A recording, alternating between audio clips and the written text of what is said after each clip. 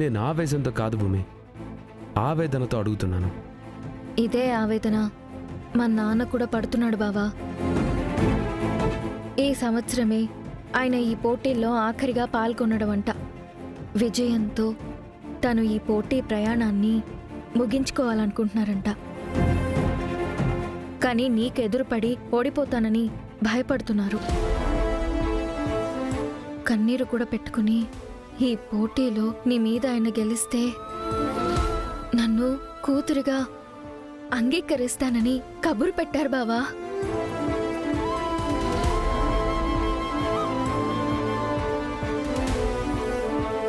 అంతేకాదు బావా, మన రెండు కుటుంబాలు ఒక్కటైపోవచ్చని కూడా చెప్పారు.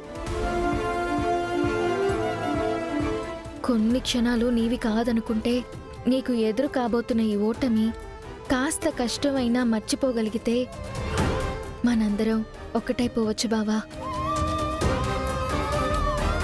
ఆ ఆశతోనే నేను ఓడిపోమని అడుగుతున్నాను.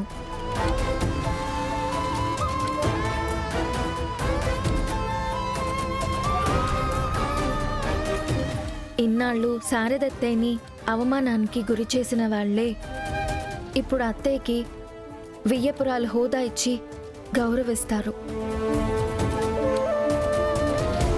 ఆ కుటుంబం నుంచి ఎప్పుడు ఏ ప్రమాదం వస్తుందో అని భయపడే మనకు ఇక నుంచి ప్రమోదమే తప్ప ప్రమాదం ఉండదు అని ఇప్పుడు నువ్వు ఓడిపోయే ఓటమి మనకు భరోసానిస్తుంది బావా. బావా ప్లీజ్, నా కోసం, మన ఇంటి ఆనందం కోసం ఈ ఒక్కసారి మా నాన్న చేతిలో ఓడిపో బావా.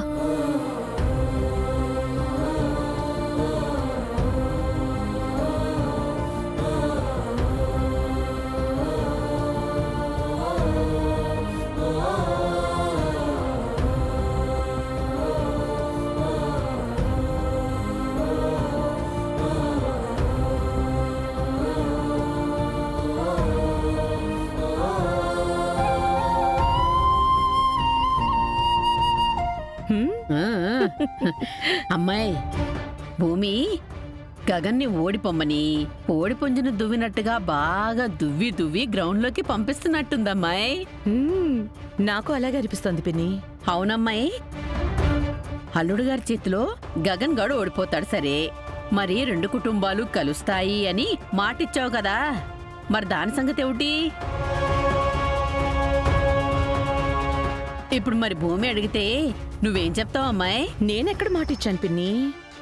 అలా బావ మాట ఇచ్చాడు అని అబద్ధం చెప్పా. బావ మాట ఇవ్వలేదు గనక మాట నిలబెట్టుకోవాల్సిన అవసరం బావకి లేదు. ఇక నేనంటావా, మాట ఇచ్చినా సరే నిలబెట్టుకునే మనిషిని కాదు. ఇక చెప్పిన అబద్ధాన్ని ఎలా నిలబెట్టుకుంటాను చెప్పు? అబ్బబ్బబ్బబ్బబ్బబ్బా, అమ్మాయి నువ్వు మామూలు దానివి కాదమ్మాయి, కంచు కనకరత్నానివి.